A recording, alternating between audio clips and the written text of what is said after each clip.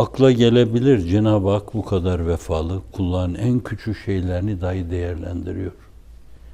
Azab-ı ilahi ne demek oluyor? Cehennem ne demek oluyor? Gayya ne demek oluyor? Dereke-i esfel ne demek oluyor? Münafıkların yuvarlandığı, iki yüzlülerin, üç yüzlülerin, dört yüzlülerin, dün başka, bugün başka, her gün başka bir suratla toplumun karşısına çıkan, kaç yüzü olduğu belli olmayan insanlar innel münafıkîne fid-derkil esfel diyor. Derecenin, cehennemin en aşağı derekesinde diyor.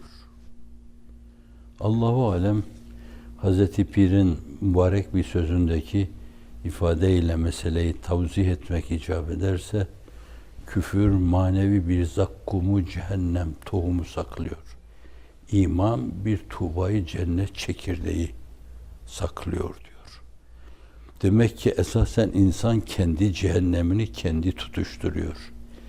Kendi evini kendi yakıyor. Kendini oraya atıyor.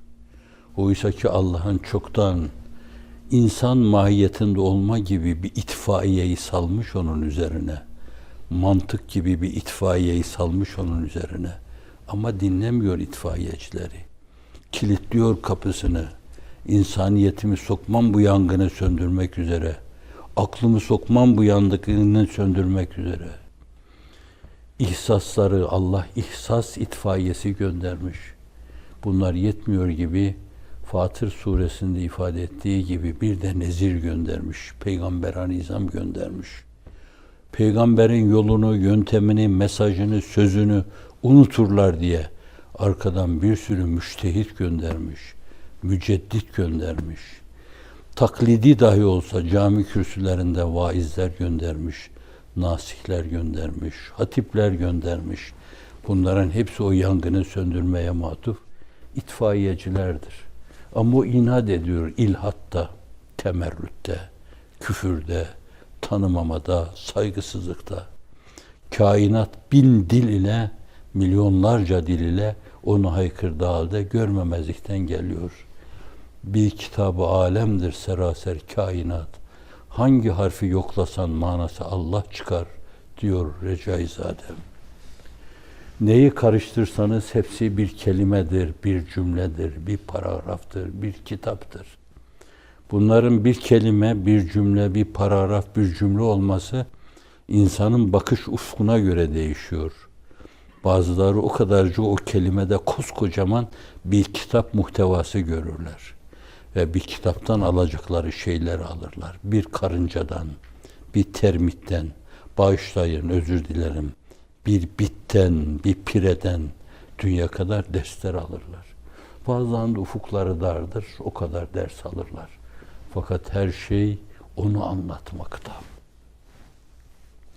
Defaatle Hazreti Pir değişik yerlerde, farklı versiyonlarla ifade ettiği gibi her şey onu anlatmakta.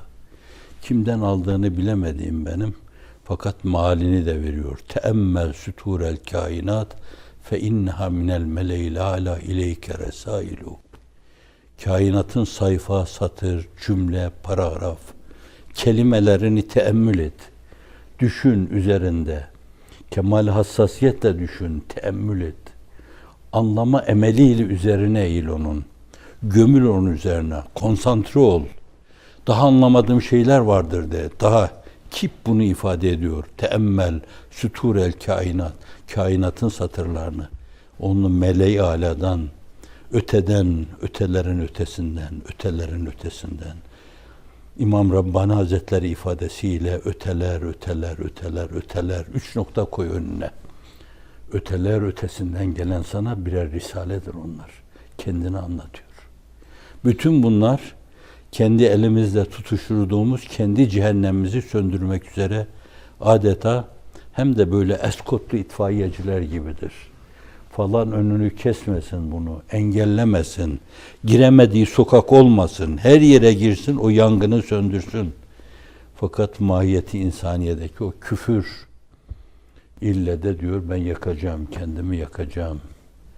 İşte bir yönüyle meseleye baktığınız zaman Rahmeti ilahi, re'feti ilahi, şefkati ilahi, vefa ilahi ve fi ismi de var onun. Ona rağmen ateşi kendi tutuşturduğu, itfaiyecileri kendi engellediği, itfaiyecinin girmesi adına sokakları daralttığı için kendi yangınını kendi oluşturuyor. Kendi yangınıyla oraya gidiyor. Diğeri de kalbinde bir Tuğba-i Cennet çekirdeği taşıyor. O da baktığı her şeyde dersler alıyor, ibretler çıkarıyor. Bir kelimede kitaplar muhtevasına ulaşıyor.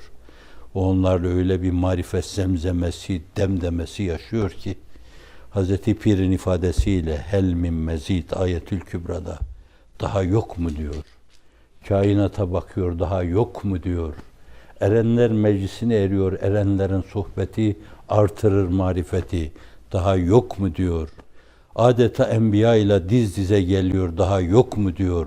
Zat-ı üluhiyeti anlıyor, şehadeti ezeliyeye şahit oluyor. Şehidallahu ennehu la ilahe illahu huve vel melâiketu ve ulul ilm. Bunları duyar gibi oluyor. Daha yok mu diyor.